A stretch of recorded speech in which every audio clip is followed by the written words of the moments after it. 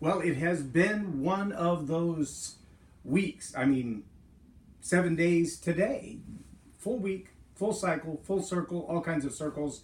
Circles everywhere, like a bubble factory, circles everywhere.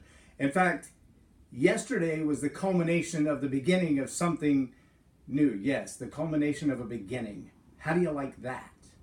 Well, you're just going to have to watch the rest of the podcast to understand what it is that I'm talking about and how I got my hands on this, because I'm not even sure you can buy them yet.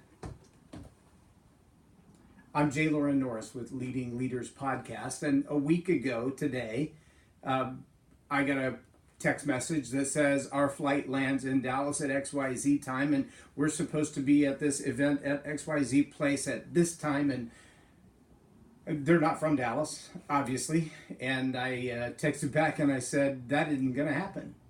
No more than a round peg is going to go in a triangular hole. That isn't going to happen. The laws of physics prohibit you from going to where that airplane is going to land, to the place that you expect to be in the amount of time that you have allotted. It just can't happen unless you figure out how to teleport from one place to the other.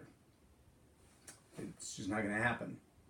And getting an Uber in that area through the traffic in that amount of time, that's not very likely either. So after much discussion back and forth via text, I agreed to pick them up at the airport and make sure that they got to where they needed to go. And when we realized that their plane was going to be delayed, and then it was going to be later than they thought, and it was going to literally be impossible to get to the meeting that they had hoped to in the time that they had hoped to, we just decided instead we'll have dinner. We invited my wife to join, and we had a great evening together. We really got to know each other pretty good, considering one person I'd never met before. I picked them up at the airport, and the other one I'd only met once. We had 2 or 3 conversations on LinkedIn, and that was 5 or 6 years ago. Oh, by the way, that was through a James Malinchek event in Los Angeles. Las Vegas. And it's been a while. It's been a long while since that event. So, where did all that go? Well, because of that chance meeting, if you will, it was an invitation to be on the radio show. And because of the invitation to be on the radio show, Ken and Andrea came to Dallas for another conference, where at that conference I got to meet some people who want to be on my podcast. So we're going to have some Tell It Like It Is interviews that will be coming very soon for some people that I met at the Habitude Warrior Conference. And I want to share them with you because I think you're really going to enjoy who they are and what their wisdom is and what they've done in business and what they've accomplished. Now, these are not the Meet the Messenger kind of people. That's a different vein of guest, but they are fascinating and they have some great information for you. Well, yesterday, there was an opportunity for Ken, as a photographer, to go from Dallas to Austin. And he had planned to fly and then rent a car and then drive from the airport to another part of town. And I'm like, again, triangles and round pegs. No, not so likely given the places you need to be. However, in the same time it takes you to get to the airport, through security, on the plane, off the plane, through security, into a rental car, I could drive you to Austin. And then you wouldn't have to rent a car. I can be your Uber driver while you're there. We'll knock all those birds out with one stone. And so we agreed to do that, which then turned into, hey, where are you going to stay while you're waiting on the plane or the ride to Austin? And so he became a guest in our home. And then that meant we got to have all day together on Tuesday. We did photo shoots together. We networked with other people. I talked about that on yesterday's podcast and all the fascinating people that we met in that circle.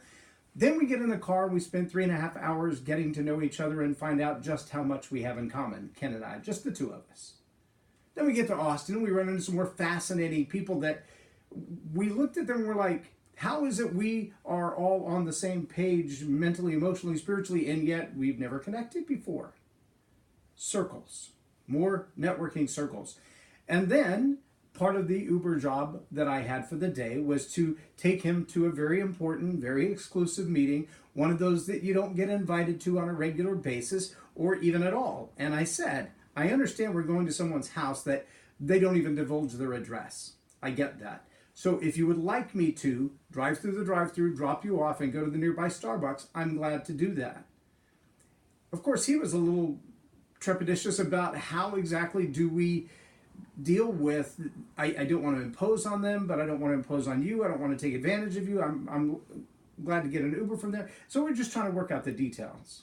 As it turns out, when we pull up to this very private person's house, the person and their wife came out and said, no, no, no, you're welcome. You're welcome to stay. Come on in. So I brought my book and my iPad, and I thought, well, while they're having their meeting, I'll sit in the parlor and I'll just read, and I'll wait for him to be done. And they said, no, no, no, nonsense. Just join us. Be a part of it. Be plugged into what we're doing. And so without imposing, I got an invitation to sit in and have a conversation that is a life-impacting conversation. Because I asked one question, because I'm kind of nosy like that, but it was permission granted questions.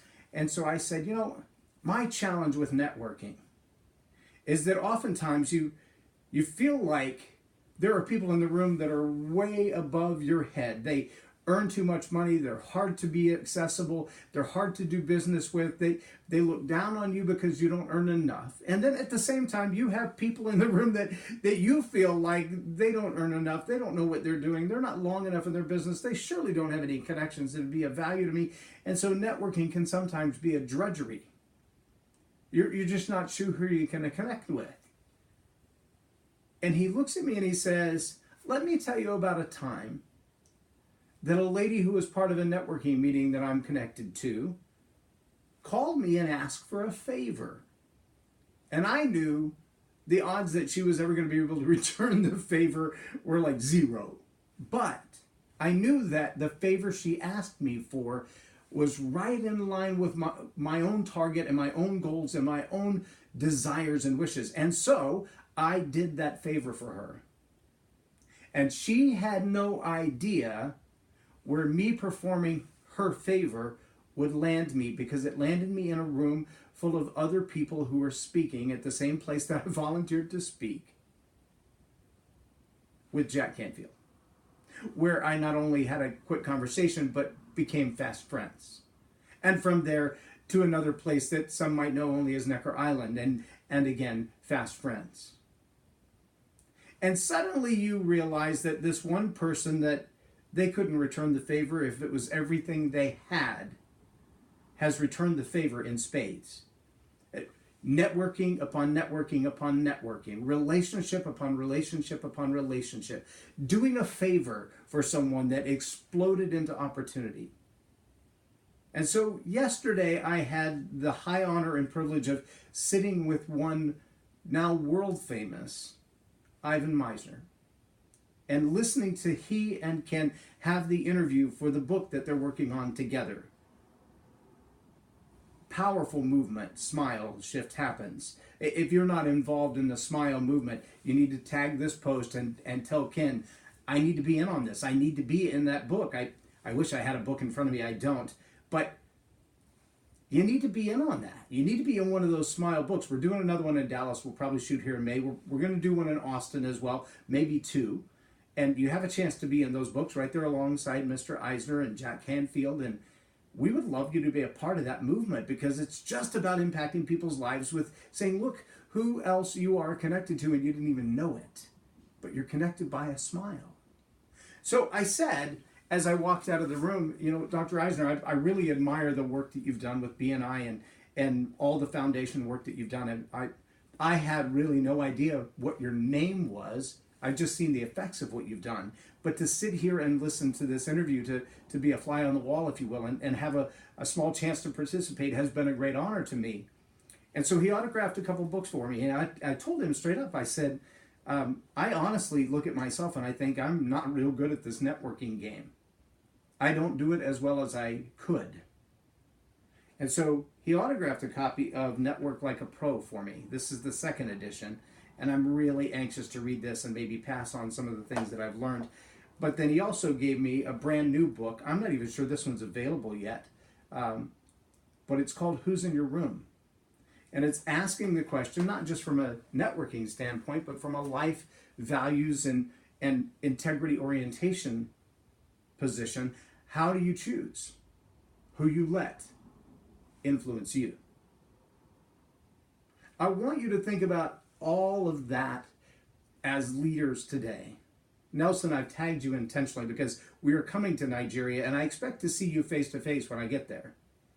You've called me dad for over 2 years, Nelson. I expect to see you face to face while we're in Port Harcourt in November. But I also expect you to bring a whole lot of people to the events that we're going to do there, because they need to network just like what I've just described. And when we're in Brazil again, I want the same thing. And when we travel to Phoenix in the next couple of months, and Ken and I work on the Smile campaign together, I want to see people that are connected from all over the world raise the level of those connections and raise the level of that intent. And as leaders, that's your place to influence. How will you choose who influences you? And how hard will you work to influence others? Oh, the circles, they matter. Who you allow in them and how you influence in them. That's what leadership is all about. As John Maxwell says, leadership, it's influence. Nothing more and nothing less.